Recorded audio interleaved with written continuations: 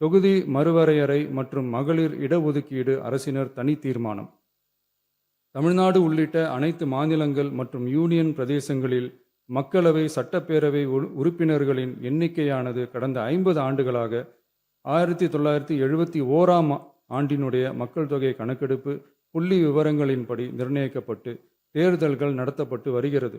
April 2026இல் பாராளுமன்றத்தில் கடந்த 50 ஆண்டு கால தொகுதி மறுவரையறை தடையை நீக்கவும், 2011ஆம் ஆண்டு மக்கள் தொகை கணக்கெடுப்பு அடிப்படையில் தொகுதி மறுவரையறை செய்திடவும், மக்களவை உறுப்பினர்களின் எண்ணிக்கையை 550லிருந்து 850ஆக அதிகரிக்கவும் கொண்டுவரப்பட்ட அரசியலமைப்பு சட்ட திருத்த மசோதா தோல்வியடைந்தது.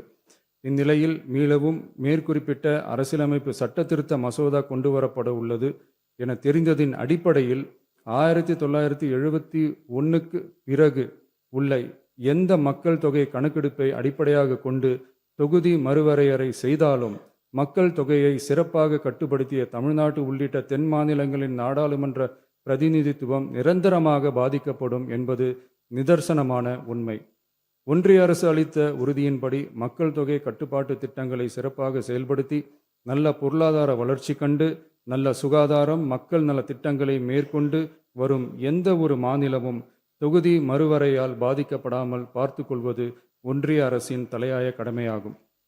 எனவே தற்போதுள்ள மக்களவை உறுப்பினர்களின் எண்ணிக்கையான 543 என்ற அளவிலேயே நிரந்தரமாக வைப்பதற்கும், மாநிலங்களுக்கு இடையேயான எண்ணிக்கை பகிர்வை நிரந்தரமாக வைக்கவும், மேலும் தற்போது மக்களவை மற்றும் மாநிலங்கள் அவையினுடைய விகிதம் 2.2:1 என்ற அளவிலேயே நிலைநிறுத்த வேண்டும் என்றும், அதே வேளையில் பெண்களுக்கான 33% இடஒதுக்கீட்டை காலதாமதமின்றி தற்போது 543 தொகுதிகளின் அடிப்படையிலேயே 2029ஆம் ஆண்டு மக்களவை தேர்தலில் நடைமுறைப்படுத்த வேண்டும் என்றும் ஒன்றிய அரசை வலியுறுத்தி தமிழ்நாடு சட்டமன்ற பேரவை கீழ்கண்ட தீர்மானங்களை ஒருமனதாக நிறைவேற்றுகிறது. 1.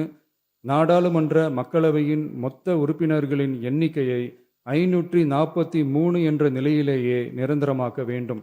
2. தற்போதுள்ள மக்களவை உறுப்பினர்களின் இடங்களின் எண்ணிக்கையை மாநிலங்களுக்கிடையே, அதாவது விகிதாச்சார பிரதிநிதித்துவம் தற்போதுள்ள அளவிலேயே நிரந்தரமாக்க வேண்டும். 3.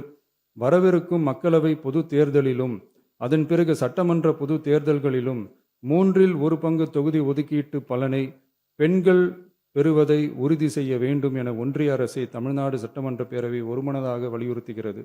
மாண்புமிகு பேரவைத் தலைவர் அவர்களே, இந்த தீர்மானம் ஒரு அரசியல் கட்சியின் தீர்மானம் அல்ல, தமிழ்நாட்டின் உரிமையை நிரந்தரமாக பாதுகாக்கும் தீர்மானம். எனவே அனைத்து கட்சிகளை சேர்ந்த மாண்புமிகு பேரவை உறுப்பினர்கள் இந்த தீர்மானத்தை ஒருமனதாக நிறைவேற்றி தர வேண்டும் என்று கேட்டுக்கொள்கிறோம்.